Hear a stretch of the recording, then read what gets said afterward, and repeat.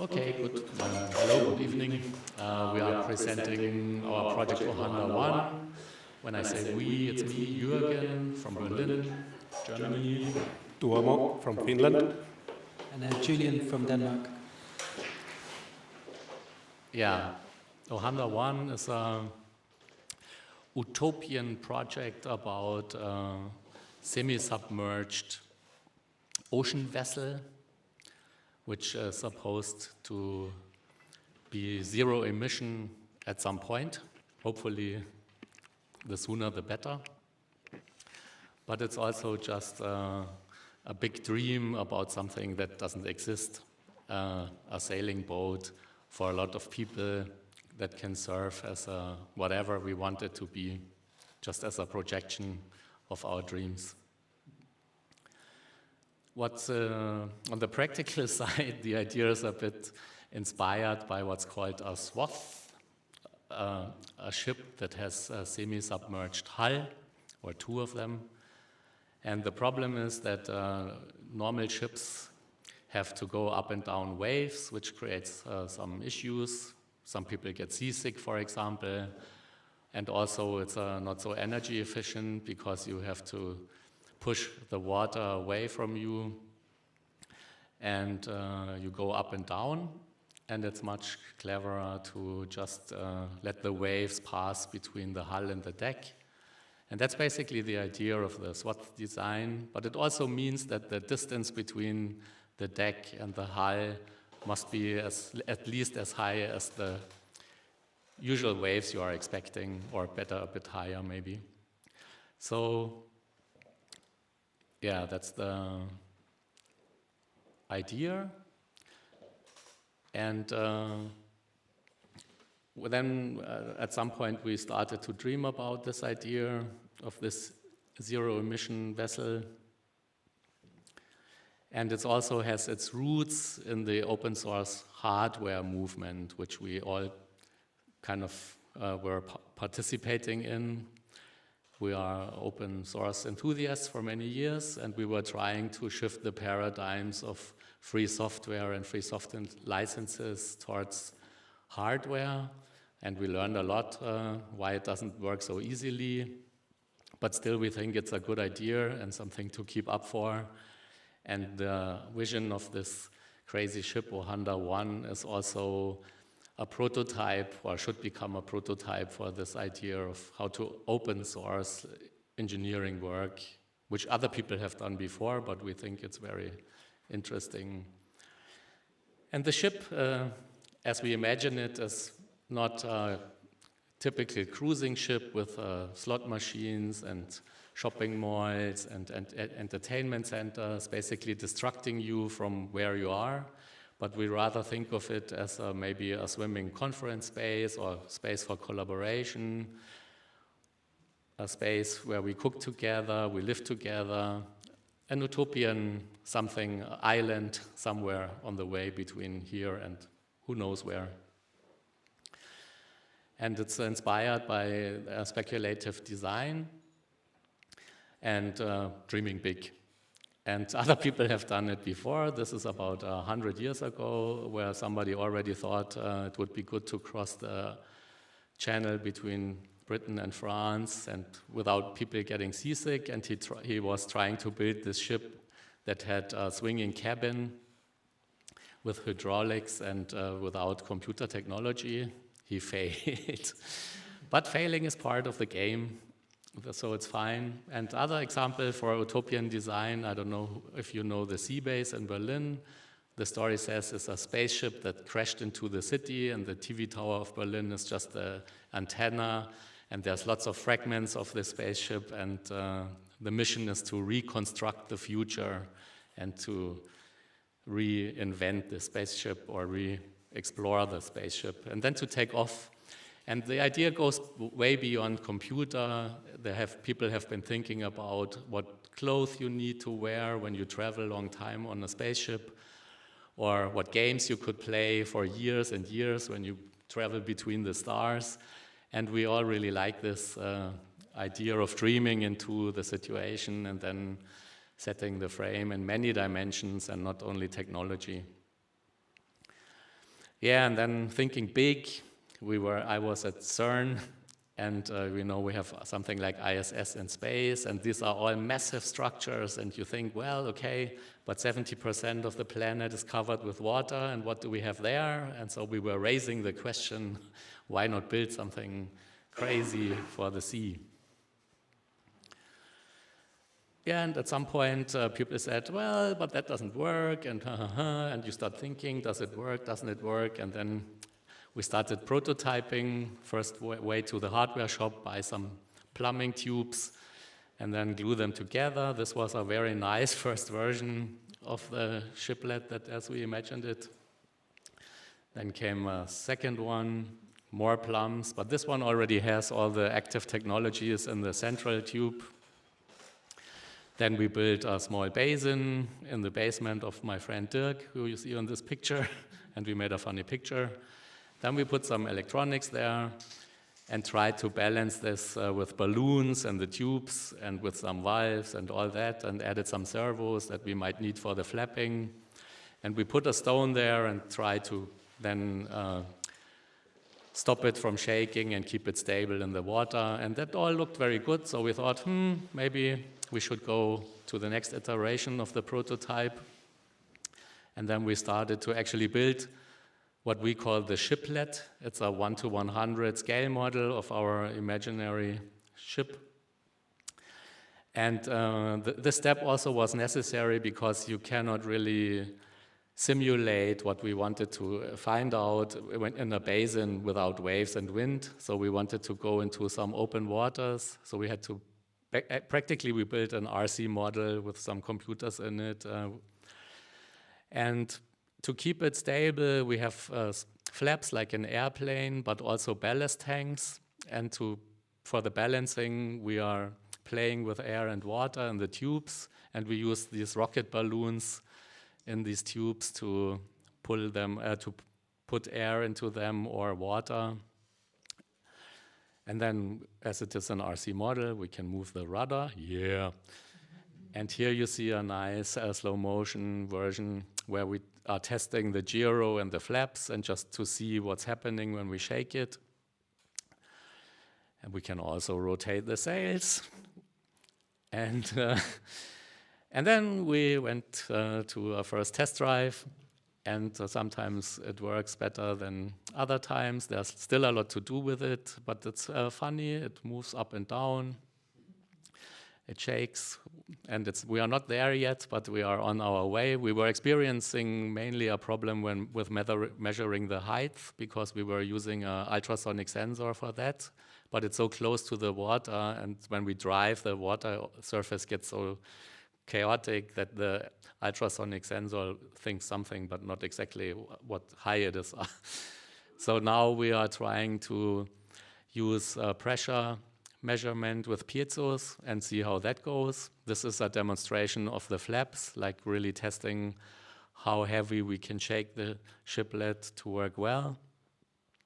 And here's some more slides on the background. Back in 2009, Gisle invited Tuomo and me and other people to Banff, to the Banff Center in Canada. That's where we got to know each other. And it was the Grounding Open Source Hardware Summit, where we came up with the Open Source Hardware and Design Alliance.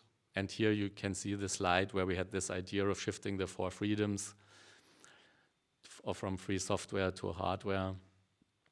Then we came to Piksel for the first time, shortly after, and then again. And then we came with the idea of the shiplet in 2016 already. And we had this funny workshop with not so much outcome, really. Yeah, it was good.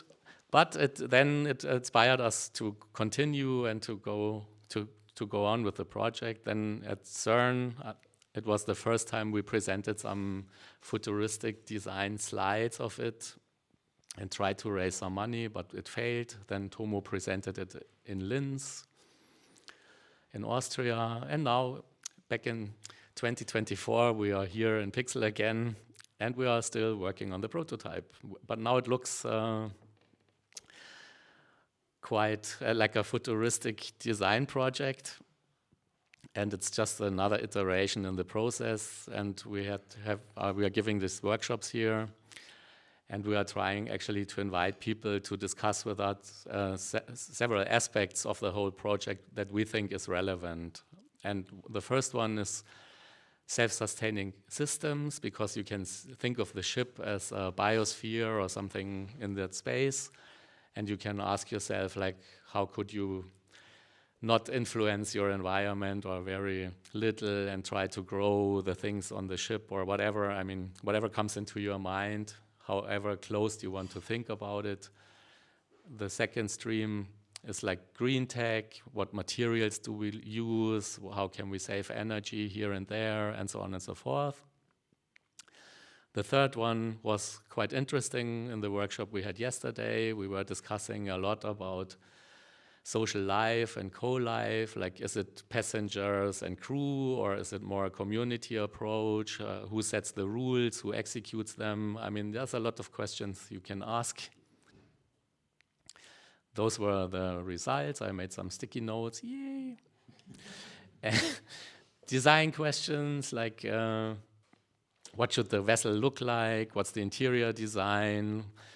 How do we imagine it? Well, and some more pseudo-realistic ones. We had this new vision to, like, we were thinking about what is there today. There are ferry boats. Usually they also transport goods, which we weren't thinking of in the first place. We were just thinking about people. But then we thought, oh, okay, but we have this submerged hull there. And if we need to put some weight there anyways, why not just use them for trucks or goods or whatever? Which was an outcome of this. And today we started more thinking about the deck and interior design, cabin design, and took some cardboards and started to play with that. Then, of course, in terms of free technologies, the tool chain is also relevant. Like, what tools do we use for all the designing process, and how do we share the information from the construction, but also maybe later when we actually had the ship or any intermediate version of it. Questions about ownership. Everybody who comes into that studio asks us, are you a startup company? And we try to explain, no, we are just, idiots dreaming about stupid things. And well, of course, every project needs some administration, and we also would like to invite other people to join in on any of these fields, not only administration, but everybody who runs projects knows that it's also a work that needs to be done. Okay, here's the join us call and also the end of the presentation. Do you want to add something? Yeah. Hi everyone. The thing I'd like to add is we also have talked quite a lot about where to take this project, because it's, as you can see, it's been going on for nearly ever.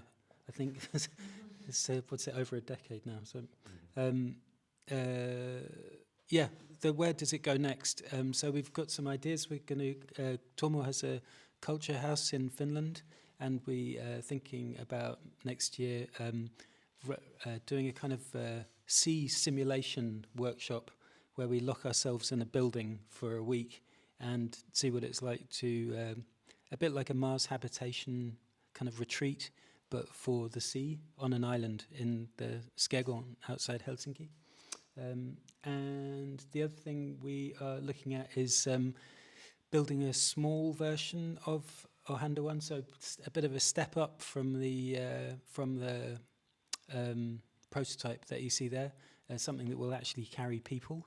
And we're not sure whether this should be kind of like a sailing dinghy size, which might take 2 people, or if we get a bit more ambitious, it might be something that could take 4 or 6 people.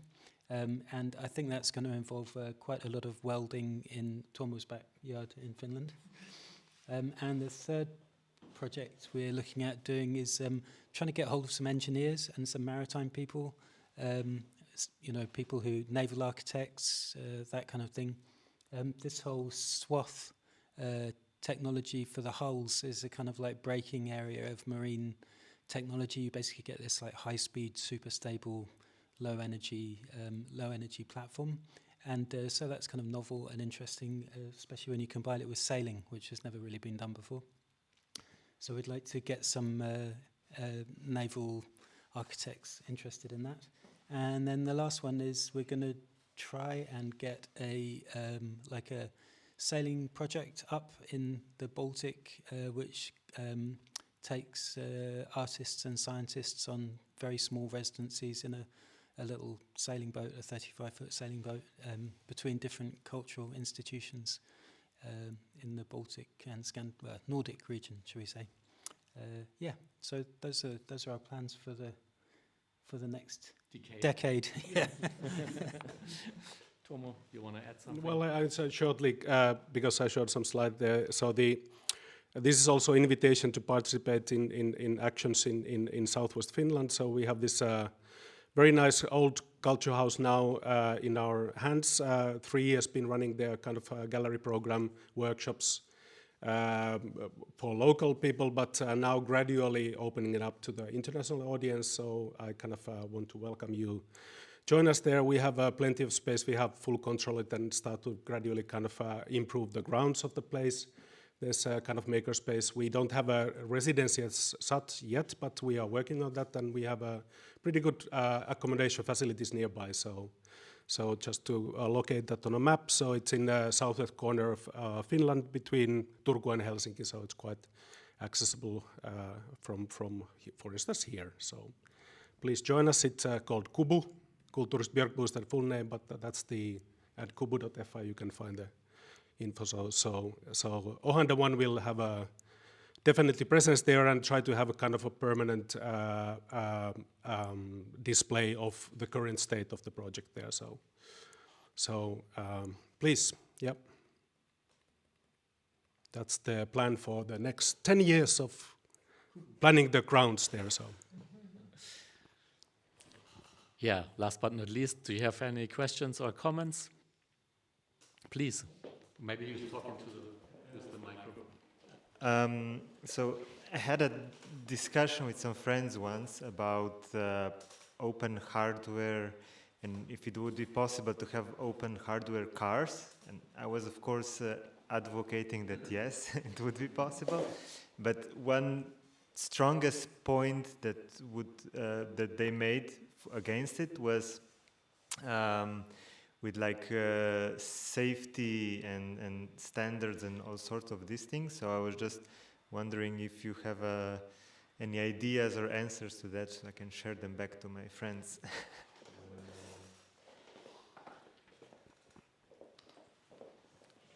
I mean, ideas. The good thing about standards is they are sort of publicly accessible and open source, not exactly open source, but at least public standards. They are actually an invitation to open source, but I think what you mean is that you need to use products that are certified, like airbags or other technology in that field. Yeah, also that it's hard to convince others that something is safe if you did it yourself. Oh, okay. You mean more like the sense of responsibility is... Yeah.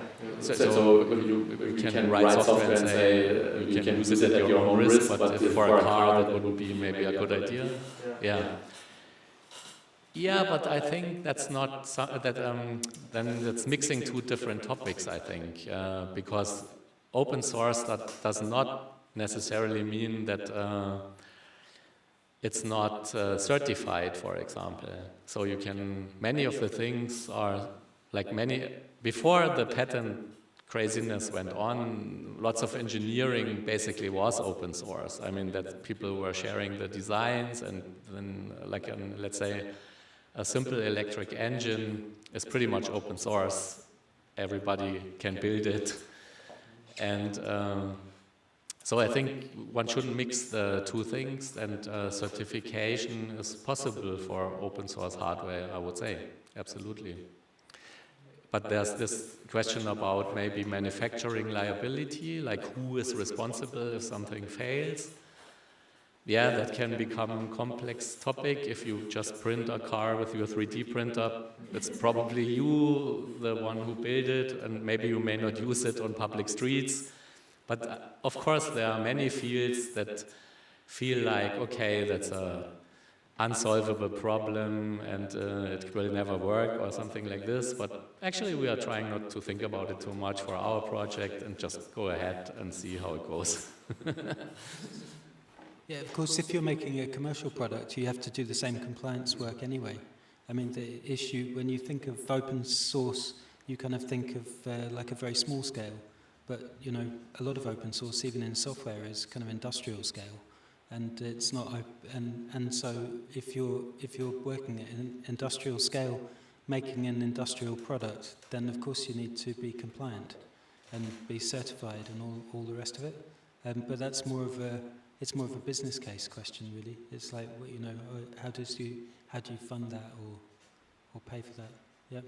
Scientists, I work with scientists a lot, and you know they don't want to certify things for their experiments because the cost is so high, and there's just not money for it. But it doesn't stop them from doing it or even flying missions to the moon. You know, so I think it's possible. Yeah, just short comment on that. Obviously, and if it's open, the source is open, the documentation open, everybody can have a look at it. So we are now faced with so many black boxes and firmwares and closed systems. So that's basically how you check that is can be an issue. But, yeah. Any other questions or comments, please? Yeah. What kind of scientific research do you want to do, or do you have an idea what kind of scientists you want on your boat? Everybody's invited. I mean, there's when we were at CERN, there was a grounding open science hardware conference where we were actually presenting it, and it was very interesting because it was a lot about oceanic research and probing water and all that, and developing sensors for it and how to measure it. So I think there's a really broad field for the prototyping process and the ship construction, let's say. It's basically maritime design or maritime engineering, or what we are actually trying to find out just because of curiosity is like whether we can keep it stable when there's really a lot of wind, and how big can the sails be, how fast could we go. Lots of questions about the construction design. There are people commenting and saying, okay, you can do the small scale, but if you scale it up to the real scale, then maybe the dimensions wouldn't work because you need ultra-stable materials that are really expensive. There's a lot, I think, that where you could add if you are interested. For what interests me in the prototyping process, it's mainly the constructional part of it. Yeah, from a science point of view, there are obviously lots of lots of marine topics, both in kind of like biology and oceanography, and the idea with the spaces on the boat is that they're kind of flexible, so it's it's not kind of specified towards one particular type of science research yet, and that would very much depend on it would depend on what a particular vessel got built for in the future. But for the smaller scale project that I talked about, that is really for me that's really about arts science collaboration, and that's really about conversations between people from totally different disciplines, but in the context of a kind of an expedition. So when I did a project about 10 years ago, it was a kind of expeditionary art science, traditional knowledge conference on canoes in New Zealand with Maori guides going down a river. And it was like that was like a sort of a space for kind of exchange both between disciplines, but also kind of like a bicultural kind of exchange project. And that worked more like a kind of residency where people would kind of bring an idea and discuss it with someone from a completely different point of view, and then afterwards make work, which could be like you know, writing or artwork or media or scientific theory, whatever. And so I think in the kind of this experimental small project I'm talking about, that would be more the direction. So it's kind of like art, science, technology crossover point, wherever there's enough difference to make an interesting conversation, I think. No, well, I can just return back. So so everything concerning the self-sustaining systems and biosphere is a huge area. The green tech obviously mentioned, and this what we discussed yesterday is obviously something that we can do immediately. Is a role play the life on a boat for if you're in isolation, how the kind of community works in that situation. So there's many softer and harder points to kind of tackle, definitely.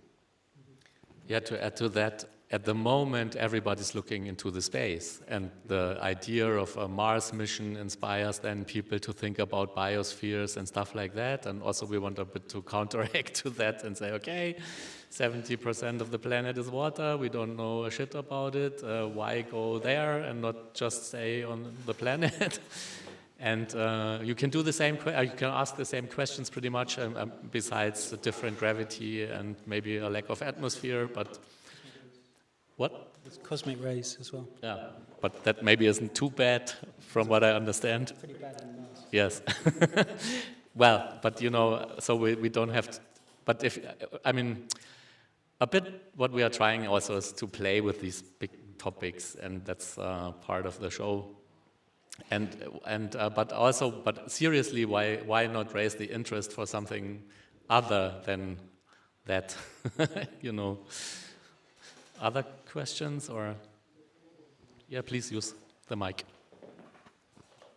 What would be your goal, like if you were to look way down the line? Is the goal that Earth is fucked, let's get everyone out onto the boats, and now we're living in hundreds of thousands of boats? Or is it to have one of these that is like off doing science, wandering around the planet? Or what's your thoughts? I think we have different visions, maybe. I haven't really thought about it, I must say. Obviously, maybe the water will play a more of an important role in future life, who knows? I'm more really interested in this hacking part of it, and it's a wonderful process of self-education to me as well. I mean, if you try to build even the model, you have to look at your school books again and think, what was volume and how does it relate to how it sings or not? So that's interesting. The big questions you were raising, I have no answer for it, but maybe whatever happens, it would be good if the knowledge about how to build things is as widespread as possible. That would be my answer. There was one thing we have talked about, which, I mean, one of the original ideas was to make a zero-emission transport network, going back to the, you know, if you go back to the days of sail transport for passengers, you know, back in the end of the 19th century, people were sailing in large ships from Europe to America. To my family were from New Zealand, and they, you know, people sailed from England to New Zealand. 5 generations ago, my family emigrated in 1851 to New Zealand by sailing ship, right? So like there used to be a network of passenger sailing ships all around the world that would people would quite happily spend whatever it was, months at sea in order to, you know, get to their destination. And I think part of the vision of the early vision of this project was to kind of try to imagine what it would be like to, you know, have a 21st century technologically informed, you know, space for that was kind of different from like a cruise liner or a luxury, you know, or a ferry. But some sort of working space where you could spend the months that it would take to get to the other side of the world doing something productive with a group of people that you liked. So in a way, it's there's part of this project which is informed by like slow travel and trying to kind of get away from hypermobility and the kind of instant sugar rush of like jet travel. which we all still do. None of us are perfect in any way. And just to test the idea out a bit, I came here by ship from Denmark on a ferry, and it was really good. I can't recommend it highly enough. I got the ferry from northern Denmark in the blizzard, and then went across and came up the coast of Norway past Kristianstad and Stavanger, and then up through the archipelago there and into Bern. And it wasn't raining. The sun was out. It was a beautiful dawn. There was snow on the, and I had a really good night's sleep. It did take me, I left at 6 o'clock at night. I arrived at 12 the next day. I had 2 good meals, met a couple of people, did some work, had a really good sleep, saw some beautiful scenery, went for a walk on the deck, and I arrived feeling fresh as a daisy. So there you go. Yeah, thank you very much. It was really good to remind me also of that part of it. Yes, but we all live in different countries, and there's this Baltic Sea between us, and the ferries, I think, even though you had a good time, obviously, but I think they are really horrible. I don't like to be there. And often when I want to see Tuomo, I have been flying, and of course we all know that's not a good idea. And the Baltic Sea has also the advantage that the maximum wave height is not so much. So if you ask me for a dream, maybe we could build something that could actually go on the Baltic Sea, because then it wouldn't be to have this dimensions like the one we were prototyping here. And so that would be a nice goal. And then if I could use it, I would be super happy. Yeah, I'll come back to the utopia. So coming from kind of concept design and facing the grim realities, what we are facing, on biodiversity and climate change and geopolitics is, it's so depressing sometimes that you need something positive to think about. And if you start kind of dreaming big enough, that helps you to kind of cope with the current. So it triggers so many positive thinking. So I'm sure that, well, if it at least helps me, I hope it also inspires others. So I want to think positive. Anything else? Oh, please, yes. Yeah, thank you for your presentation. I think it's really inspiring. It makes me also think about all of the things that you were saying about the idea of post-humanism. So accepting also that we are not people who has just a body, but that we use technology and tools in order to achieve things, but also how and why, this idea of, okay, do we really need to go to Mars, or do we really need to think about living in the space, or can we also take a look at where we are standing in the world, and can we also, I don't know, make things more sustainable, think about ideas on how to live not in this world of progression, which we don't know where we are going also, but we need to go fast somewhere all the time. And this idea of habitating or traveling in a ship in the sea, it also makes me think about the idea of slowness. And I think it's also something really important and meaningful in these times where everything is it needs to have this capitalism idea of where we are going and why. So I just wanted to say it's really important, this other perspective of this. Yeah.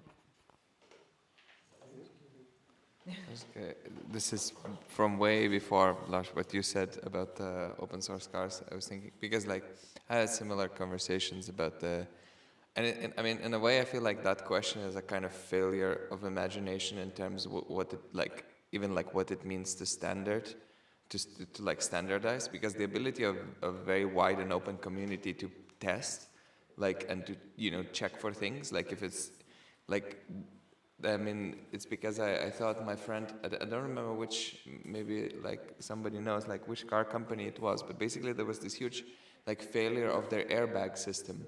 And because they were so implicated by the fact that it was a huge failure in manufacturing, the rollout for like the repairs and them admitting that actually they made a car that was incredibly unsafe and like thousands of people have purchased it was terrible. Like they were keeping everything under the carpet. Because so much money was involved in the change, right? So then you go like, well, if this is the implication of, you know, a standardized system that belongs to a company, then surely it's like there are huge advantages to like not having that.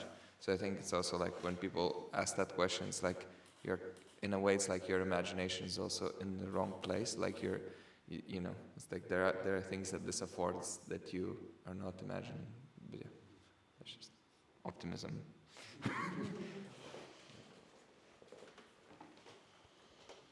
Yeah, thank you.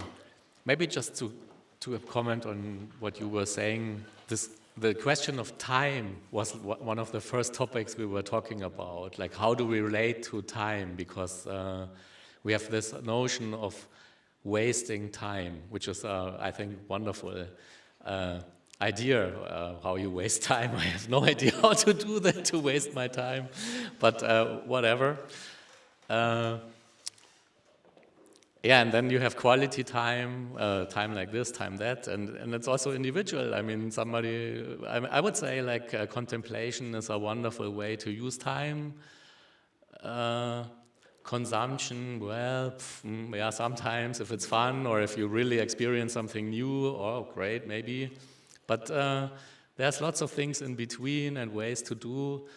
And I also like this philosophical part of it, that and that's why I like the project, because it makes you think about so many things, and it's just a symbol at that point. Also, the prototype really is just a symbol of what we are talking about. It's not so important that it looks like this and blah, blah, blah, but it's really more like an invitation to think about utopian ideas and what it implies. That's I think, mainly the driver here. Okay? Or other questions or comments? I don't know. I don't think anybody, is there somebody presenting after us, or? Yes, so if you want to add something.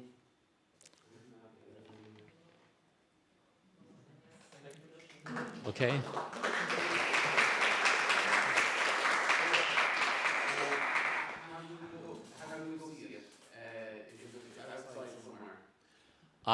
So we are just opposite of here. We are at the gallery next door on the other side of the street. And we will be here tomorrow again. So from 12 to 5 we will continue with the workshop. Please feel free to, the workshop is, we talk with each other, or maybe we have like, we think about, well, the cabin is too small, or what, standard cabins? No, I want a dormitory, or something like this, whatever you think about. And we spent 2 hours today on the feasibility of biogas digesters. Yes. in the whole. Yeah, we were trying to find out if actually with what you poo and piss, how much could you operate a gas stove with your bio waste? And it turned out no. Yeah, whatever. so. And the maximum distance you can drive the boat on a cargo full of Teslas is only 1,000 nautical miles. Yeah, so things like that, or whatever you are interested in, or I mean, it would be really nice if you show up. We are very happy to have guests and have conversations. So please join us at any time between 12 and 5 p.m. Thank you very much. Well, not the prototype. I mean, not the one you saw there, the functional prototype. It's 1.70 meters, weighs 13 kilograms, and is packed with batteries and all that. No, it was a bit too hard to bring it. Yeah, but this could be optimized. Yeah, thank you.